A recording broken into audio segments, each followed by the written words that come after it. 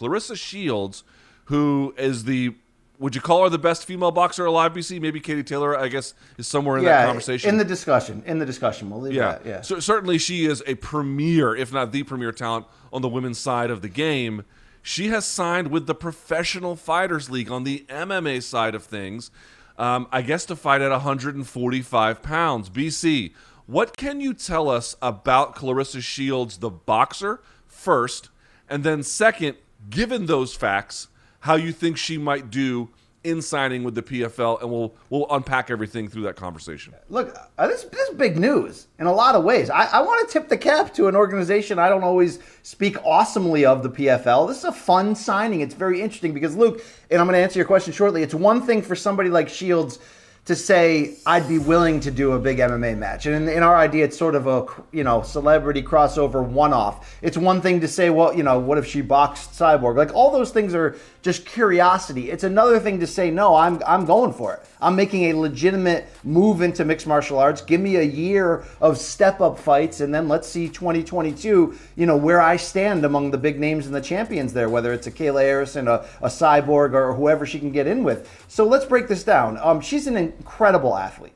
Let's say that first and foremost. Right. Women's boxing only gives you 2-minute rounds rather than 3, so there are a lot of people who believe that has robbed from the potential of getting more knockouts. When you look at Claressa Shields' boxing record, unbeaten, has won titles in so many different weight classes and unified and became undisputed. I mean, in such a short time, yet doesn't have a lot of stoppages. So I think that's telling you, Luke, she's not a crushing one-punch knockout puncher. It's just not. But she's big, quick, athletic. Do you remember her big fight on Showtime against Christina Hammer that was hyped up for a few years? When that finally became a fight, it wasn't one because Shields was so far ahead of Hammer, who was a decorated champion in Germany for like a decade, in terms of everything. IQ, carrying out of a game plan, and again, the athleticism. And I think that's what separates her from everybody else in boxing. She's a 2-time Olympic gold medalist. I mean, she is the real deal when it comes to her fighting heart and her knowledge of this game.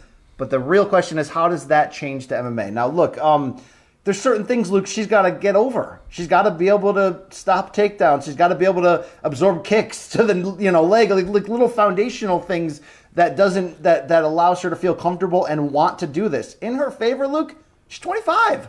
So this is still, early enough to do this. And you would think that they're going to be smart and really try to match her in the type of fights that can not expose her, but allow her to keep going deeper into the water to figure it out.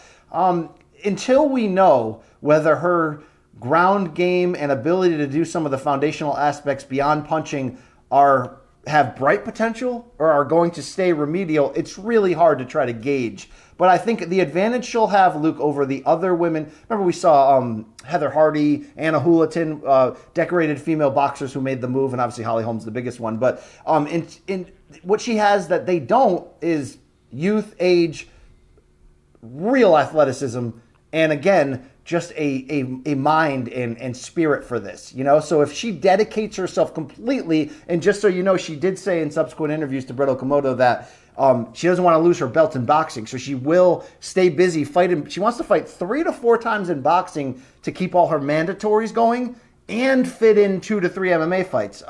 It's ambitious, but she does keep a busy schedule. But Luke, I can't sit here and tell you we have a future champion on our hands. The proof will be in the pudding, as Floyd says. And yes, I'm excited for every step of the way, Luke, to see what she has and how she might be able to evolve. You love that. Floyd's thing works because you can kind of use pudding as it's a clever play on words. It's a lot better than Emmitt Smith when he tried to be a Monday Night Football commentator. You remember that? When he would accuse teams who lose of getting blowed out and things like that. It didn't quite work that well, did it?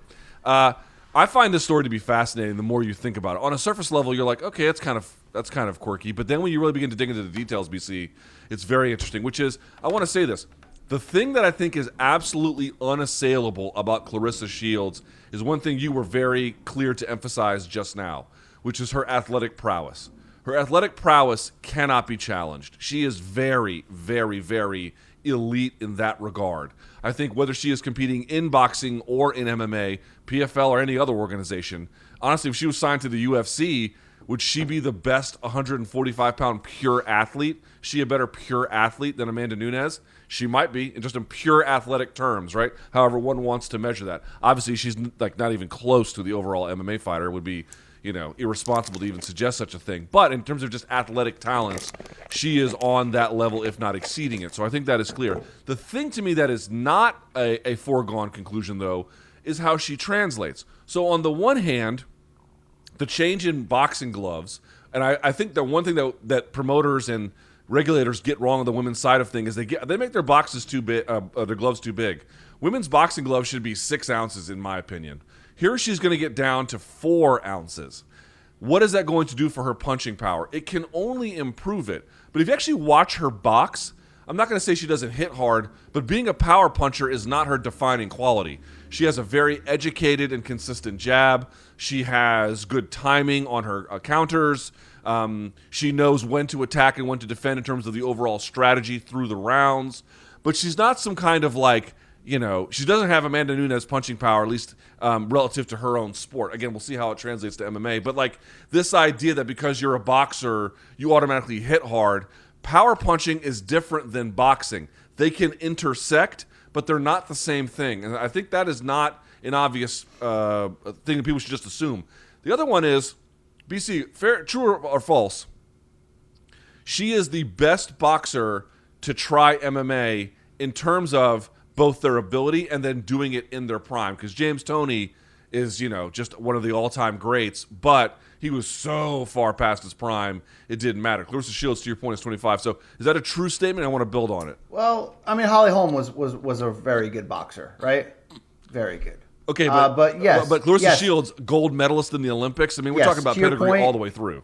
And one other part about Claressa Shields that is a plus to her, Luke. I think you're right. You're right. This is the most decorated, talented person to make that move. But Claressa Shields turned pro at 168 and won titles.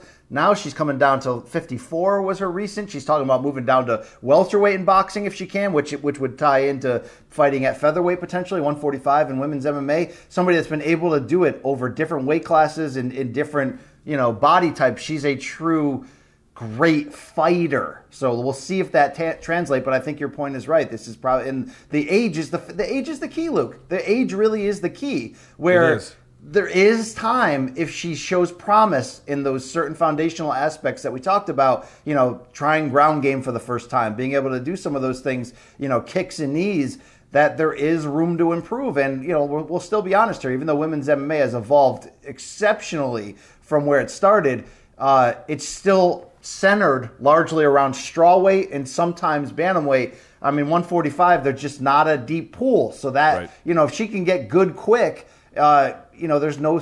Look, you want somebody who's an athlete and is smart, and she's got that. But she's got a fighting spirit. I mean, she's tough as nails, Luke, and she's going to need that eventually in the cage when somebody's got her down going for a choke and it's a real fight. I think that there's elements to her fighting spirit that haven't fully been quenched in the boxing realm that if it's as real as I think it is, could really blossom in MMA, where it is more about a grapple and a fight than just throwing hands.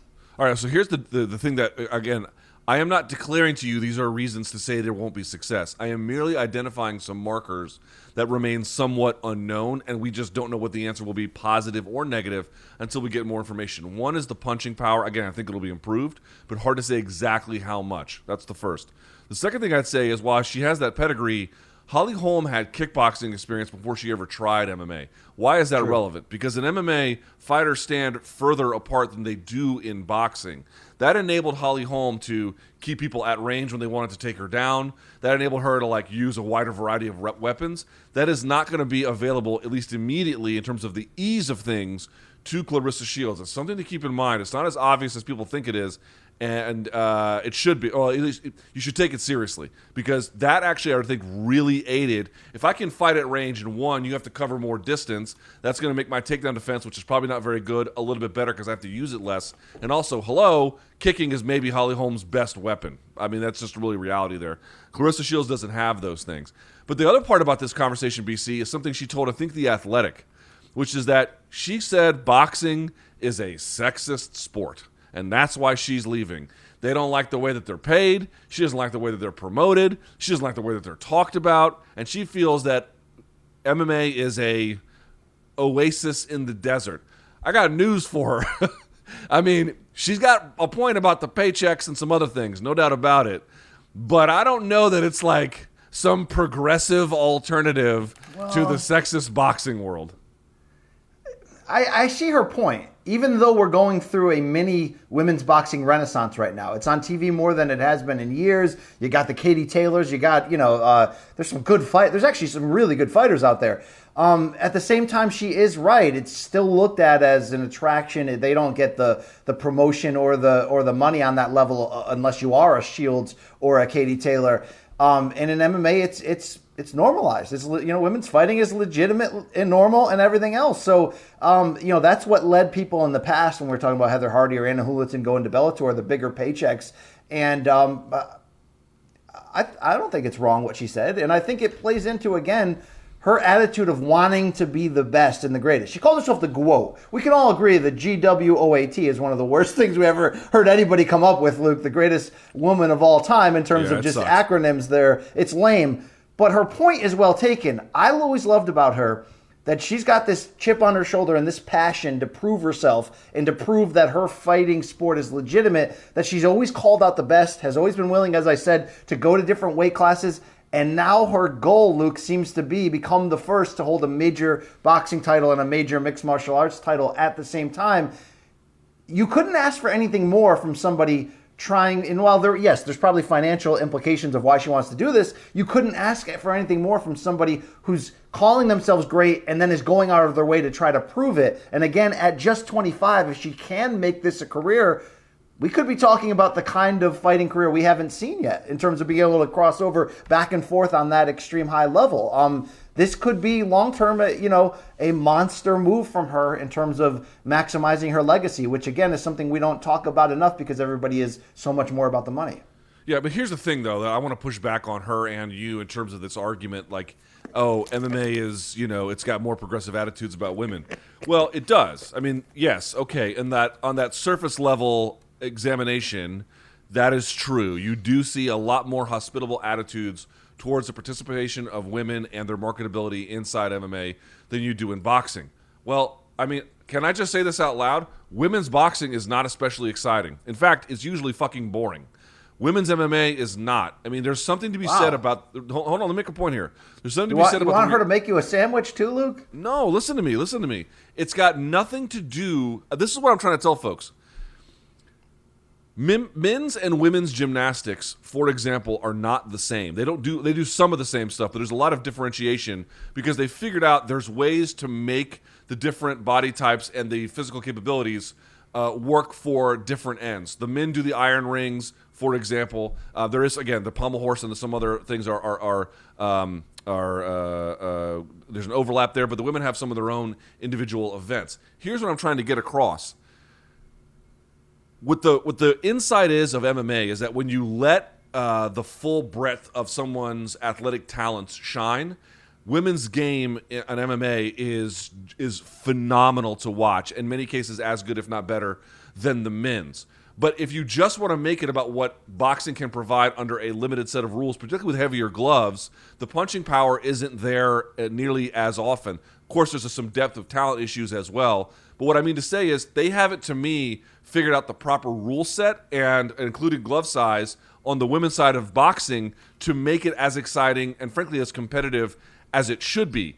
In MMA, you get a lot more of that. There was a lesson I learned from someone who was teaching arm bars. It was a little dude, and he was like, what's going to win in a contest, your arm or my body? And he was sort of showing if he puts his whole arm or his whole body against my arm and he tries to break it, my arm can't win. It's a way to leverage size, no matter what your size is, for maximum end. That's why Ronda's arm bars are amazing. Now, yes, you get the Amanda Nunes's out there who have significant punching power.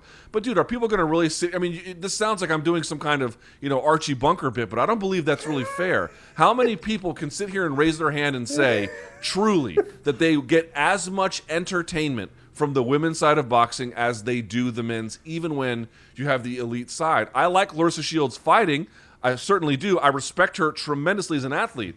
But the way in which that sport is structured, dude, it's not that exciting. Is that controversial to say?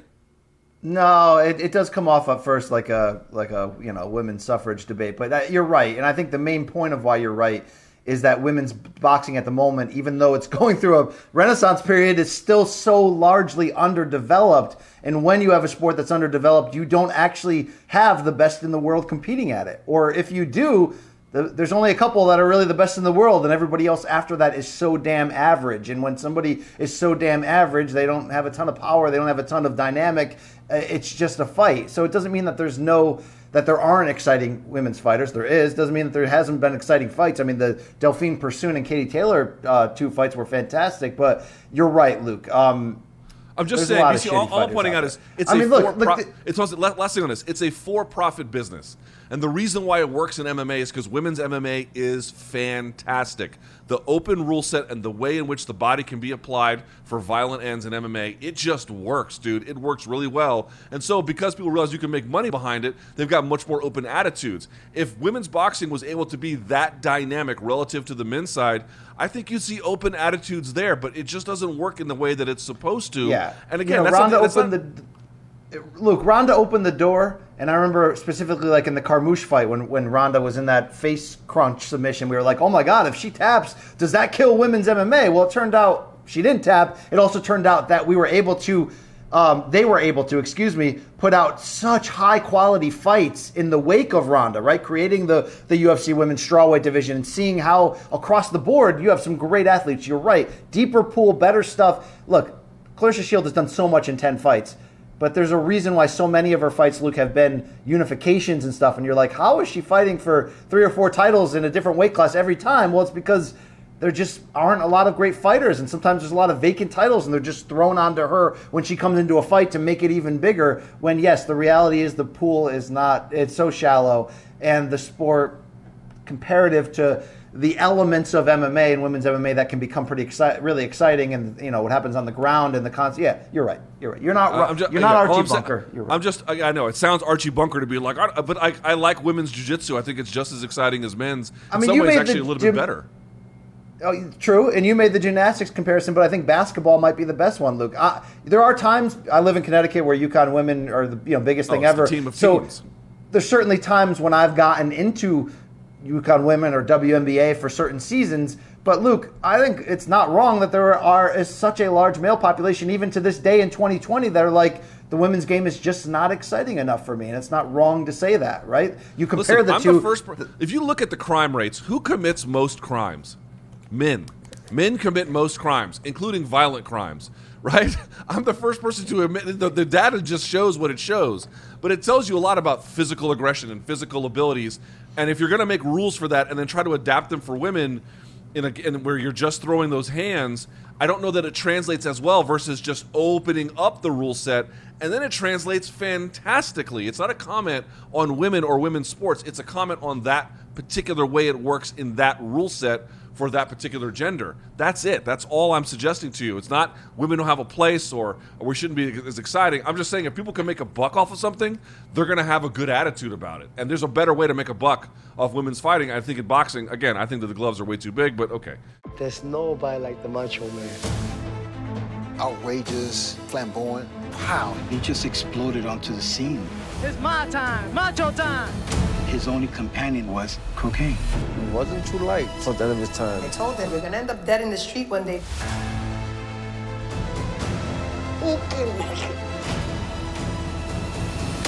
Nosotros sabemos quién fue el que lo mató.